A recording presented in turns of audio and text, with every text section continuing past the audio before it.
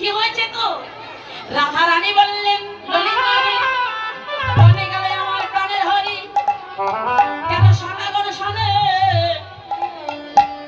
ওরে ললিতা রে যদি প্রজের মালক হইতাম তবে আমি নেচে নেচে আমার বধূর সঙ্গে গোচরণে যেতাম।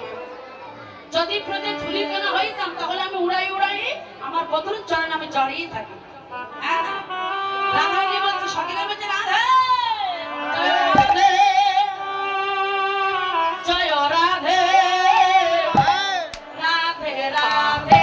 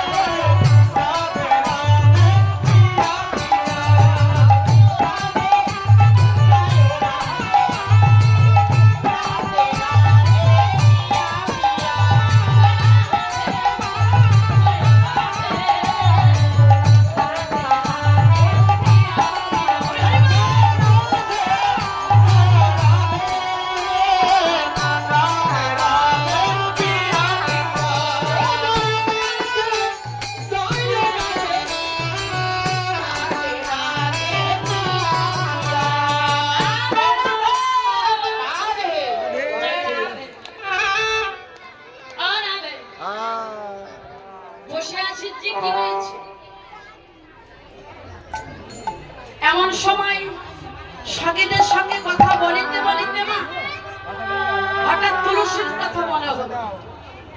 যখন তুলসীর কথা মনে হলো এই তুলসী নয়, কারণ দেখুন অন্যান্য লীলার ভিতরে এই অষ্টসখী আছে।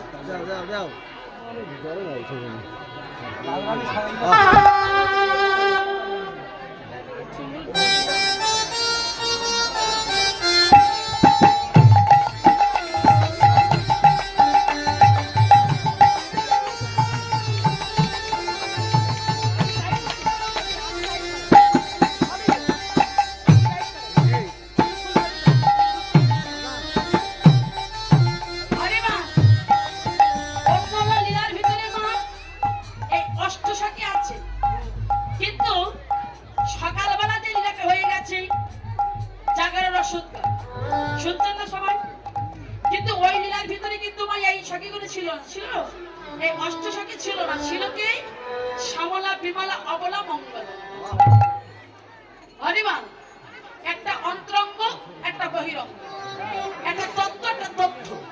হরিমা এবার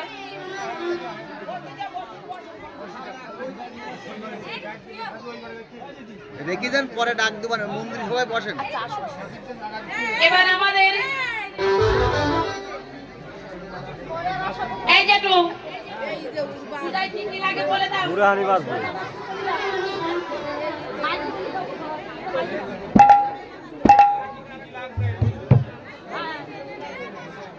পুজো পার্বণ করবে।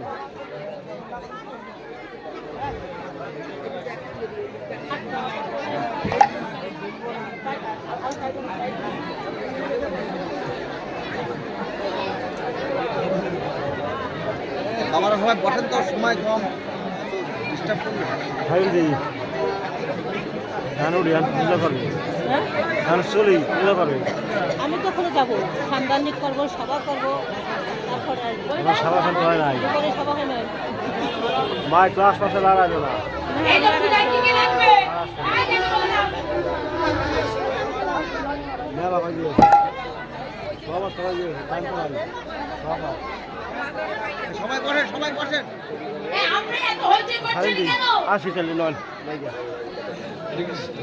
দেরি আছে তো, দেরি আছে। গীতা দান করে কেউ যদি চরণে হাত দিয়ে প্রণাম করবেন না।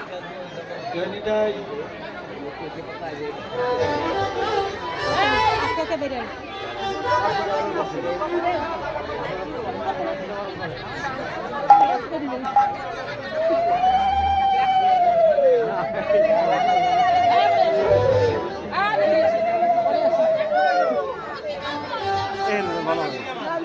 হ্যাঁ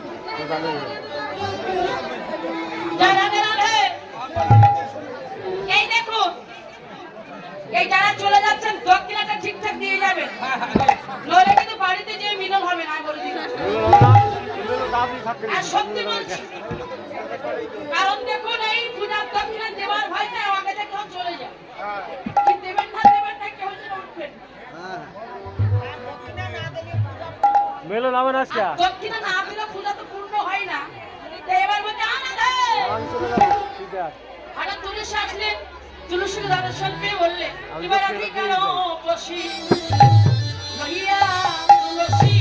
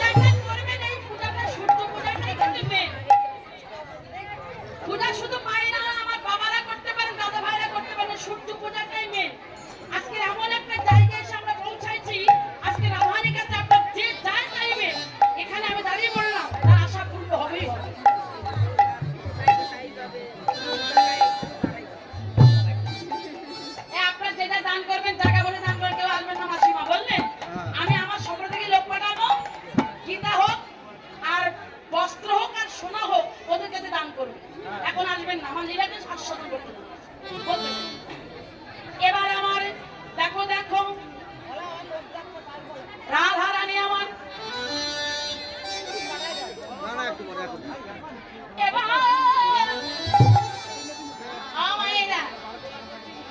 এবারে বলছে না মানে তুলসী আমার বধূ কেমন আছে তুই একটু জানা, বধূকে দেখবার জন্য আমার মনটা ছটফট করছে। আর তুলসী বলে এই খড় দুপুর বেলা আমি যাবো একজন বড় পুরুষের কাছে, আমি পারবো না যেতে। এখন যেই না বলেছে মা বলছে এখন আমাদের ঘরে জ্বালা বাইরে জ্বালা আমি পারবো না। যেই না বলেছে রাধারানী মুখ বদলখানা ভার করে বসে আছে, আর রাধারানী ভার বদলটাই বাবা মানায় হ্যাঁ ভালো দেখায় তার সব ললিতা মানে তুলসী বলতে বাদে না যা বলে বলো আমি যাবো। এই তুলসী মানে রাধে আমি যাবো। তা তুলসী বলছে রাধে, তুলসী মানে রাধারানী বলছে তুলসী যাবি, তবে যাবি যা তুই সাবধানে যাস হ্যাঁ সময় বুঝিয়া রস হইয়া আরে বিলাবি না বড় কায়া আর সময় বুঝিয়া রসি হইয়া বিলাবি না বড় কায়া। আবার চতুর নিকটে বহিবি কপাটে চতুর নিকটে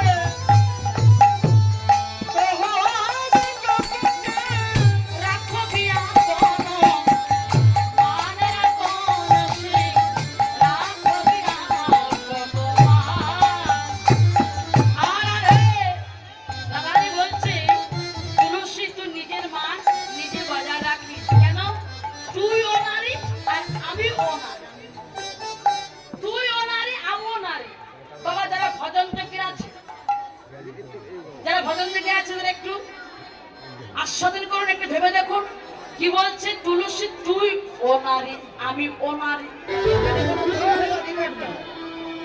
তুই ও নারী আমি ও নারী, মানে তুই ও নারী আমি ও নারী, তুইও ওনার আমিও ওনার। তুই যেন আগে কথা বলিস না, আমি যে আমার গোবিন্দকে কতটা ভালোবাসি, এই ভালোবাসার কথা বলিস জানতে পারে, তাহলে তো আর নারী জাতির মহানে চলে হরিমা। ঠিক আছে ঠিক আছে, বাজার যে যাই বলে বলুক, আমি যাই। এবার তুলসী রাধারানীর চরণে প্রণাম করেছে, রাধারানীর চরণে প্রণাম করে রাধারানীর চরণ ধরে অঙ্গে মেখেছে মা। আবার কি করলেন, কিছুটা ধুলা ওই আঁচলে বাঁধ। রাধারানী বলছে আয় তুলসী, তুলসী চরণ করেছে প্রণাম করেছে ঠিক করেছে, কিন্তু চরণ ধরে আবার এই আঁচলে বাঁধলি কেন? তুলসী হ্যাঁ অগরাধে বৃন্দাবনে কৃষ্ণ বাদিনীর কি অভাব আছে? তুই হলি শক্তি, তাই এই চরণ ধুলা আঁচলে বাঁধলাম কেন জানি, যদি কোনো বাদিনীর দল আমার সম্পর্কে আক্রমণ হয়ে দাঁড়ায়, আমি কি করবো জানিস? তুই হলো শক্তি, আর এই শক্তির চরণের ধুলা আমি চরণ ধুলাছি।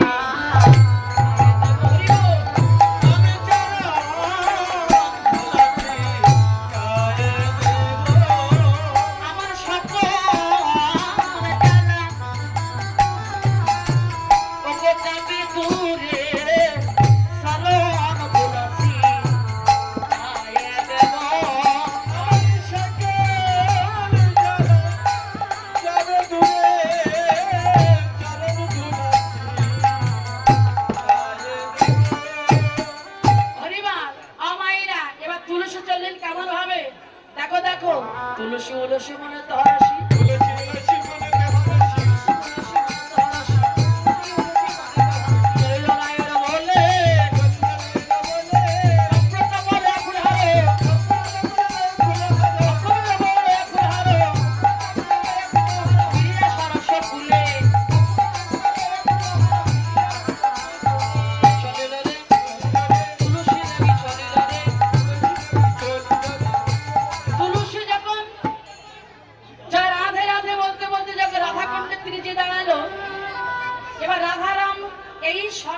এটা শুনতে পেলেন আমার গোবিন্দ। গোবিন্দ কোথায় ছিল? গোবিন্দ আমার সকালকে সঙ্গে লয়ে ভালোবাচ্ছ লয়ে কোথারণ করছিল। রাধারাম শব্দ শুনতে পেয়ে সত্য রসের প্রেমের খেলা পরিত্যাগ করে এবার প্রেমের রসেরই খেলা খেলেবে বলে ছুটে গেলেন আমার রাধা কুণ্ডের তীরে। এবার রাধা কুণ্ডের তীরে আসলে মন্দিরে বসতে ডাক দেবেন, মন্দিরে আসতে বলে সবাই মন্দিরে আসতে বলে। রাধা কুণ্ডের তীরে আমাইরা এবার গোবিন্দ আসলেন। গোবিন্দকে দেখতে পেয়ে তুলসী যেই না দেখেছে যে গোবিন্দ আসছে, মানে তুলসী এমন ভাব দেখাচ্ছে যেন আমি দেখতেই পাই। এখন গোবিন্দের সামনে পিছন ফিরে দাঁড়ালো।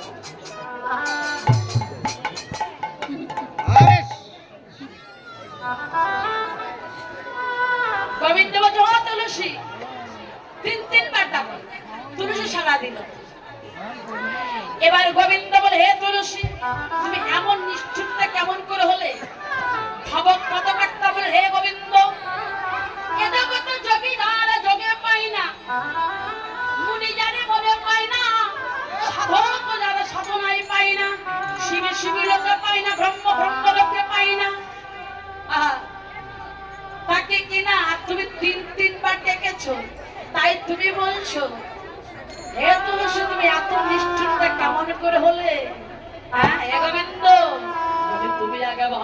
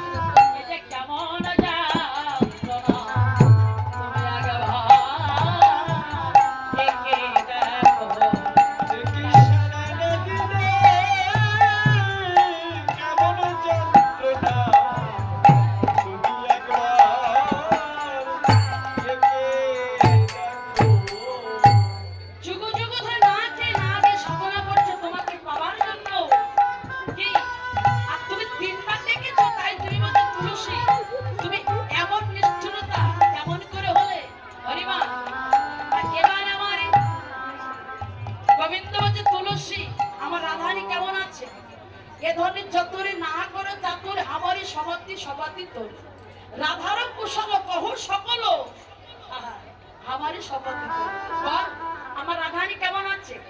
আমার রাধারানী ভালো আছে তো? এবারে তুলসী বলে শোনো, আস্তে আস্তে একটা মালা পেয়েছি, ভাবলাম মালাটা তোমার গলায় পরাবো। এখন এই মালাটা গোবিন্দের গলায় পরিয়ে দেব। গোবিন্দের গলায় যেই না মালাটা পরিয়ে দিল মা, গোবিন্দের রাধা প্রেমের পিপাসাটা আরো দ্বিগুণ বেড়ে উঠল। দ্বিগুণ বেড়ে উঠলো। গোবিন্দ বলছে তুলেছে সত্য করে বল, এই মালাটা কোথায় পেয়েছিস?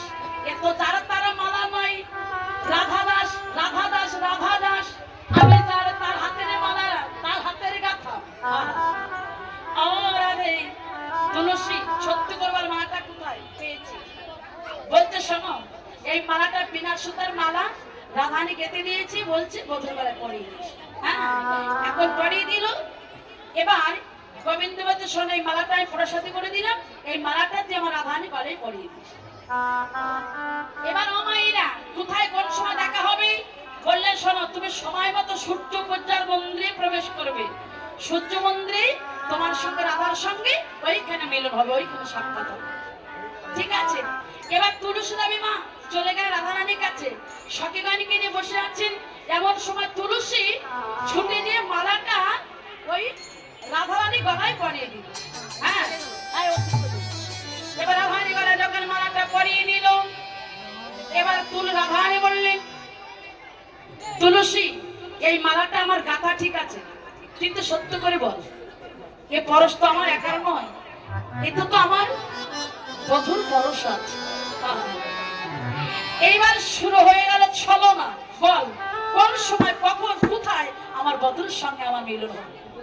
আমার এবার শুরু হয়ে গেল ছলনা। এবার শুরু হলো সূর্য পূজা। আস্তে ও মায়েরা, সূর্য পূজায় যাবে, কেমন ভাবে যাবে? রাধারানী তো বাদুলি ঘরে বাস করে, কি করে যাবে? এবার টাকা পয়সা লাগবে না, অনেক কিছু কেনাকাটা করতে হবে না? কি পূজা করতে গেলে অনেক কিছু লাগে না? আর যদি আইনকে বলে যেত সেই রাজনন্দ্রে, ঠিক আছে, কিন্তু সে তো চুরি করে যাচ্ছে। আইন ঘোষকে তো বলছে না, বলছে যদি আইন ঘোষকে বলে যেত তাহলে নাকি ব্যাংক থেকে অনেক কিছু টাকা পয়সা তুলত। কিন্তু আইন ঘোষকে বলছে না, চুরি করে যাচ্ছে। এ জগতে মিথ্যা কথা বলা কিন্তু অপরাধ, কিন্তু মিথ্যা কথা বলে যদি ভগবান নাম করে ভক্তের সঙ্গ করা হয় সেটা অপরাধ হয় না।